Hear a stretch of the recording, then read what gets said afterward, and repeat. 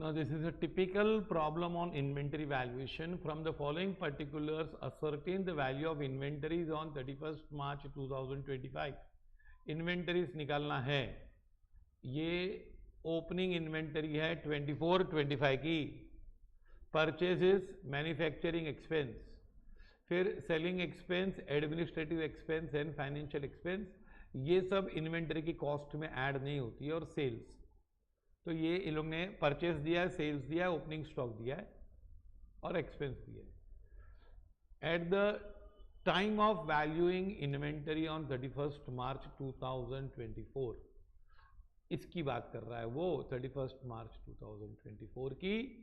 A some of rupees 7500, एक amount 7500 को was return of on a particular item remaining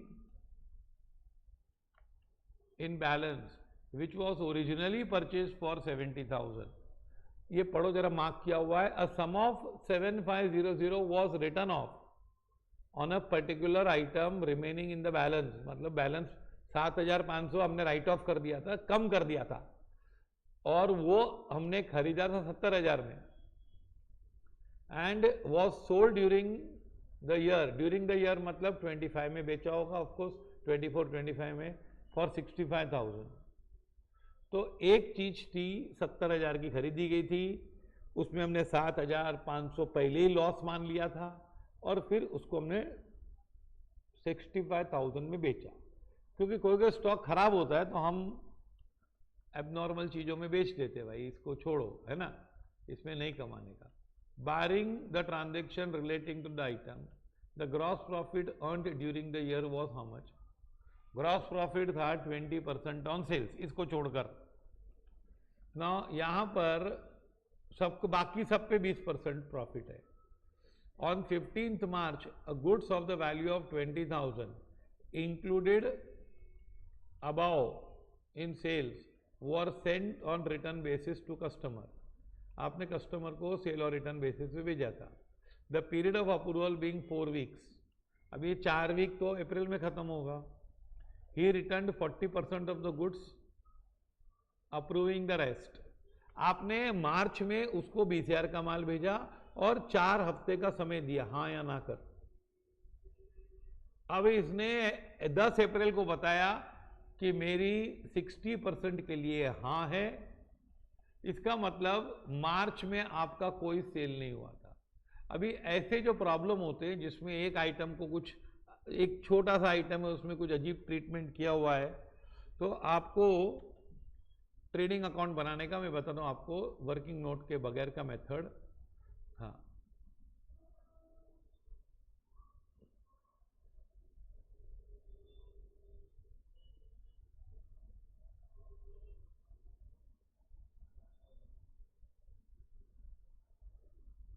memorandum trading account बना के इसको solve करने का. सी है,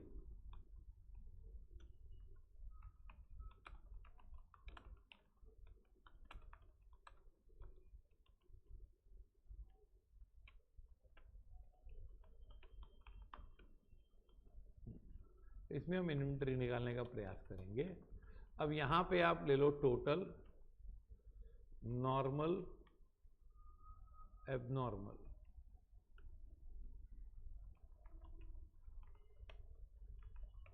टोटल, नॉर्मल, एबनॉर्मल. ओके.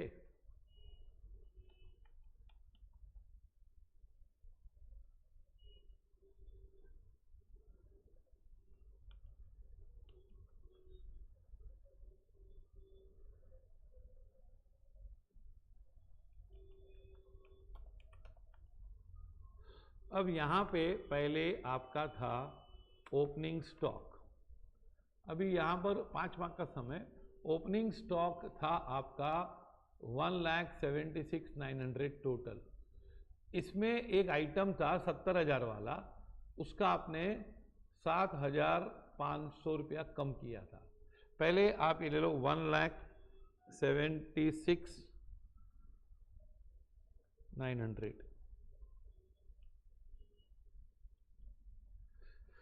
इसमें एबनॉर्मल कितना था 62,500। कैसे आया? 70,000 का था पर मैंने इसको 7,000 काट के ले लिया था, तो फिर नॉर्मल कितना बचा? 1,14,400 बचा। यहां पे आप लिखोगे, समझे आप? तो आपके पास ये एबनॉर्मल स्टॉक है। हाँ, फिर आपको क्या खर्चे हुए? 2 परचेजेस। तो परचेज तो आप नॉर्मल माल ही खरीदोगे। 9,64,000 परचेज किया आपने, बहुत बढ़िया। फिर आपने क्या किया? मैन्युफैक्चरिंग एक्सपेंस, वो भी नॉर्मल एक्सपेंस है, 1,90,000।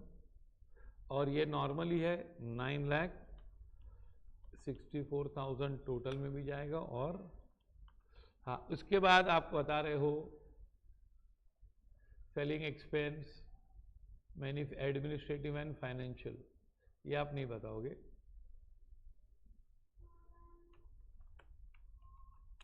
Bye sales. अभी सेल्स आपने क्या किया है?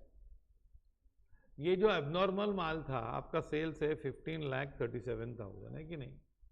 ये जो एबनॉर्मल माल था आपने बेचा है 65,000 में बेच दिया, है ना? आपका 70 का था, उसको 7,000 काट के लाए थे, तो आपका नॉर्मल सेल्स कितना होगा?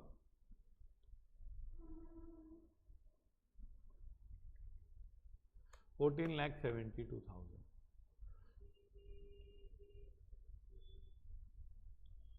ये नॉर्मल सेल्स है, पर इसमें भी प्रॉब्लम है आपका, लेस।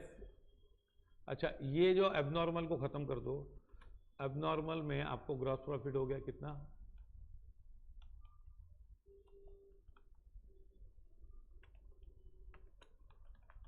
ग्रॉस प्रॉफिट हो आपका 2,500, है कि नहीं?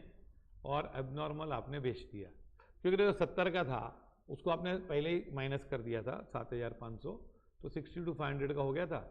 अब आपने ये एबनॉर्मल की कहानी खत्म हो गई। अभी इसमें से आपने सेल और रिटर्न में कितना डाला है? अप्रूवल पे डाला है, सेल और रिटर्न बेसिस में लेस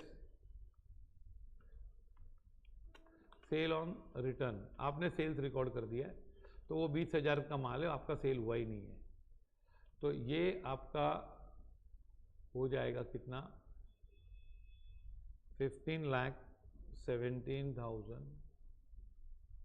14,52,000 और 65,000। पक्का?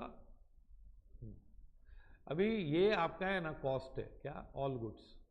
और ये आपका सेल है, पर ये सेल में ग्रॉस प्रॉफिट है। क्या है ये? Gross profit. तो टू ग्रॉस प्रॉफिट 20% इंटू 1,45,000, 14,52,000,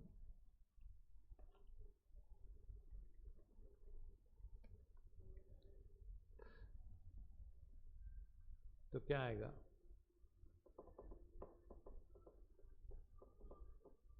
2,90,400।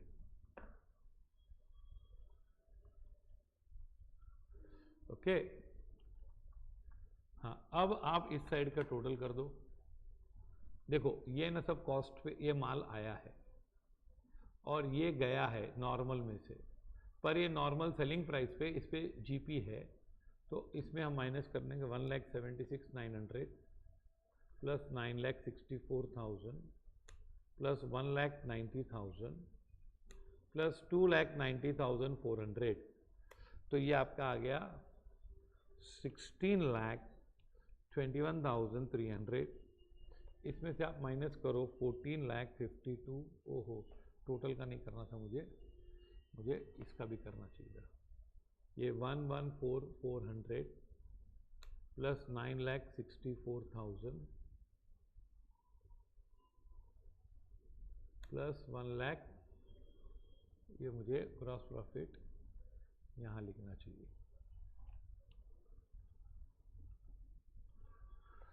दो ग्रॉस प्रॉफिट है, हाँ, ये मुझे यहाँ पर 2,500 लिखना चाहिए। अभी ना आपको पहले क्या करना चाहिए,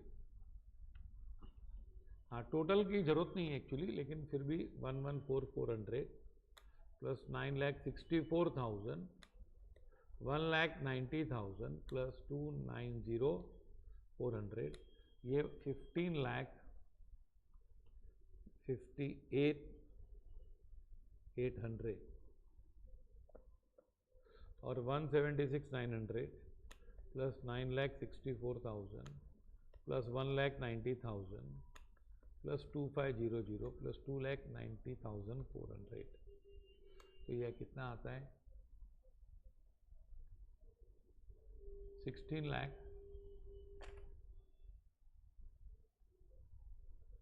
23,000। ये टोटल वाले की जरूरत नहीं है, लेकिन तो भी हमने किया है। ओके, अब ये है, इसमें आप यहाँ पे क्लोजिंग स्टॉक डाल दो, बैलेंसिंग फिगर इधर आप डाल दो 155 15,58,800 माइनस 14,52,000, तो ये आपका आंसर आएगा क्या 106,800 और यहाँ पे नील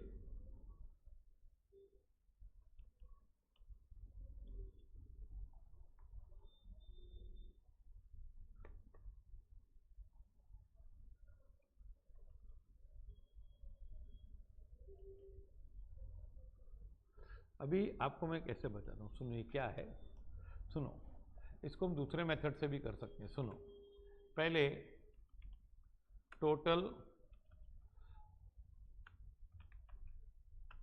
इनफ्लो ऑफ गुड्स, अब मैं आपको टेबल फॉर्म में बता दूं जैसे इंस्टीट्यूट करती है।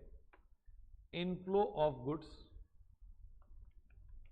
नॉर्मल एंड अबनॉर्मल, आपके पास ओपनिंग कितना था, मेरे पास नॉर्मल टोटल मेरे पास 1,76,900 का था, उसमें से 114,400 अब नॉर्मल था और 62,500 मेरे पास एबनॉर्मल था और टोटल था 176,900। ओके,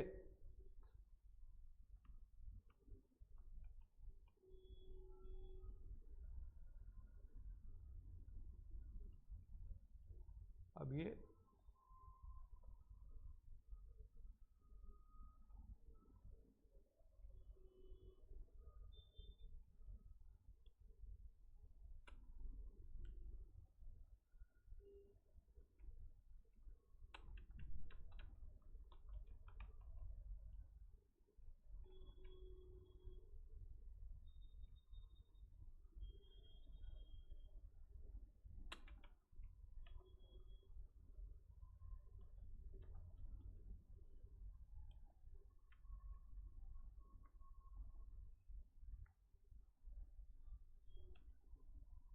अभी आप इसके बाद क्या करो,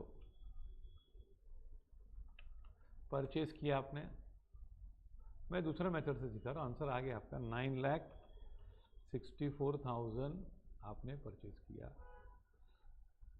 मैन्युफैक्चरिंग एक्सपेंसेस आपके नॉर्मल में ही जाएंगे 1,90,000, बराबर है। तो ये आपके गुड्स अवेलेबल हो गए 114,400, 9,64,000 और 1,90,000, तो ये 12,68,400 होता है टोटल, है ना।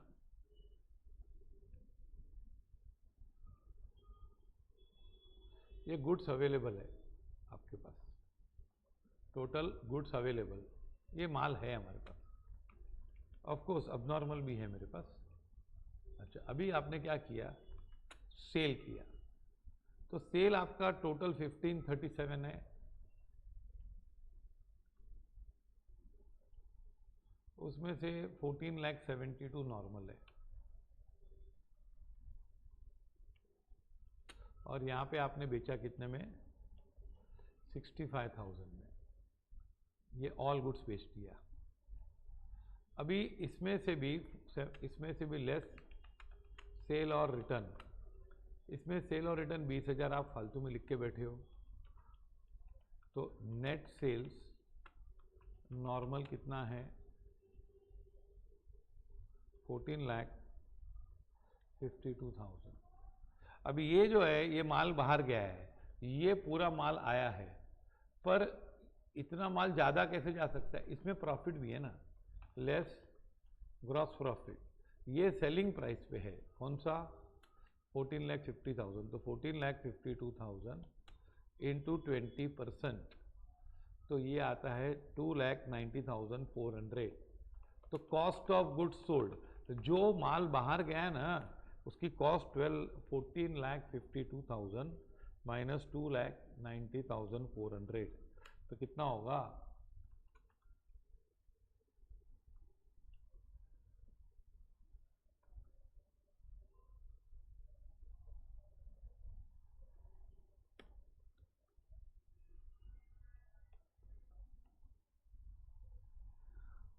ये आ गया 11,61,600, इतना माल बाहर गया है। तो स्टॉक कितना बचेगा, stock of normal goods is 12,68,400